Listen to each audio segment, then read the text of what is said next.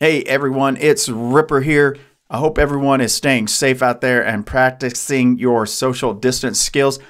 It's pretty scary what's going on out there, but also what's scary is what you're looking at on your screen. It's been scary for a long time for students at Highland Community College. I'm going to show you some highlights from this complaint that was filed in federal court this morning by the ACLU. The ACLU has filed a complaint in federal court against Highland Community College. They've also named Eric Ingmire and Brian Dorrel, the athletic director at Highland Community College.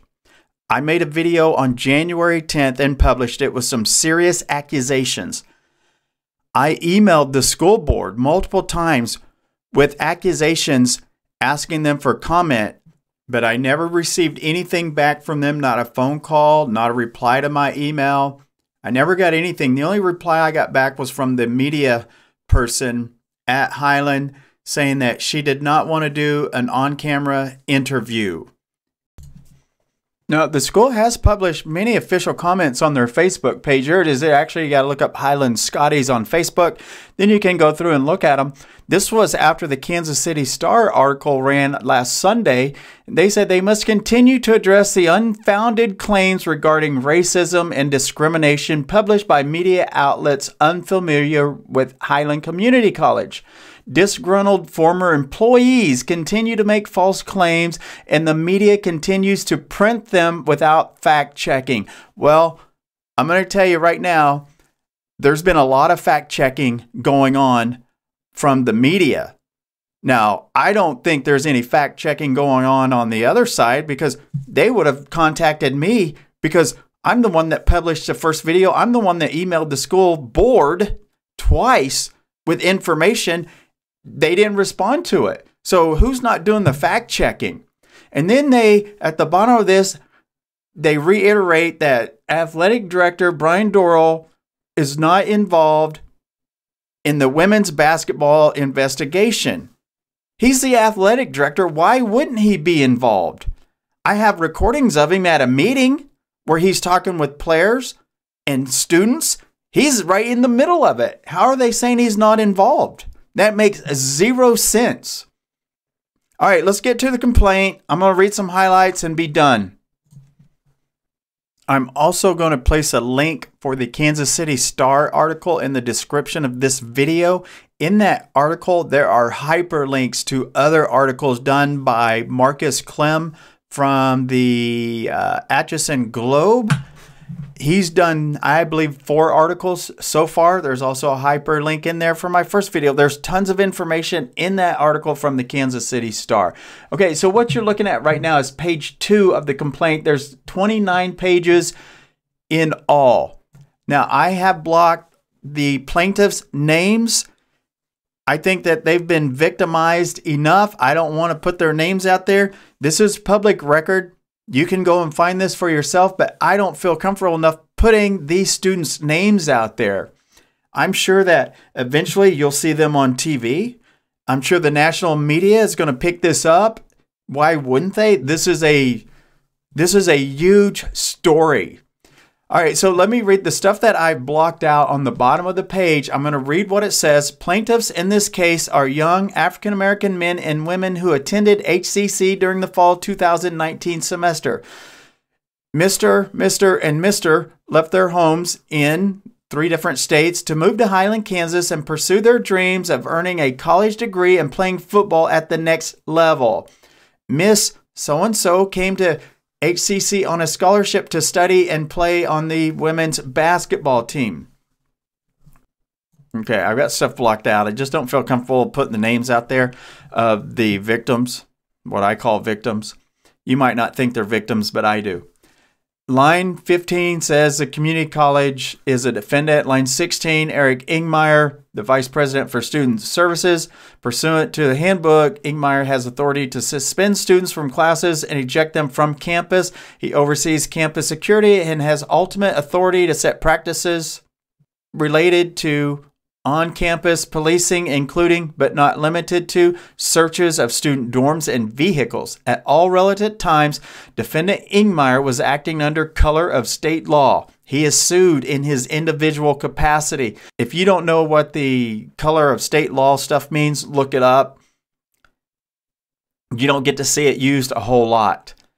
Number 17, defendant Brian Dorrel is the athletic director of HCC and has served in the position since September 2019. Defendant Dorrel has authority to formulate policies and implement practices related to student-athlete recruitment, conduct, and eligibility. He has ultimate discretion to impose athletics-related sanctions on student-athletes, including suspensions from practice and games. At all relevant times, defendant Dorrel was acting under color of state law. He is sued in his individual capacity. Oh yeah, also here, let me just read a couple highlights of the stuff real quick. HCC security also maintains a practice of driving slowly in their squad car behind black student athletes while they are walking on and off campus. I've heard that too. I have some videos actually that were sent to me. Security officers would follow people to the convenience store. They would basically just watch them.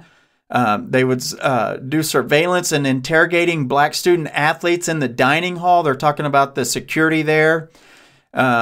Security officers, I believe let's see, one of them is the chief of police. They're observed in the dining hall looking up the roster pictures of black student athletes on their phones to find out their names in order to investigate, search, and do surveillance on them. HCC security officers also closely watch black student athletes while they are in the dining hall and question them about whether they have engaged in any type of misconduct. It goes on to talk about, oh man, I mean, you're at a college. You're a student at a college. A college is supposed to be protecting these kids.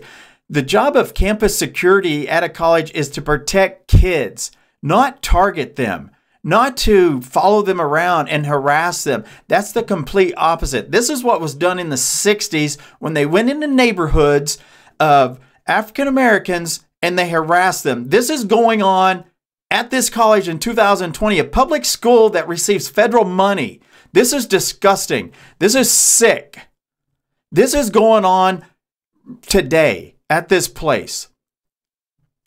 I'm just reading through. You're just not going to believe the stuff that you read in this stuff. All right, so let me read. Here's one where a student was expelled from school because he told a cafeteria worker he didn't want the food that she was serving. Come on, man. They just wanted a reason to get rid of these kids, and there's one right there.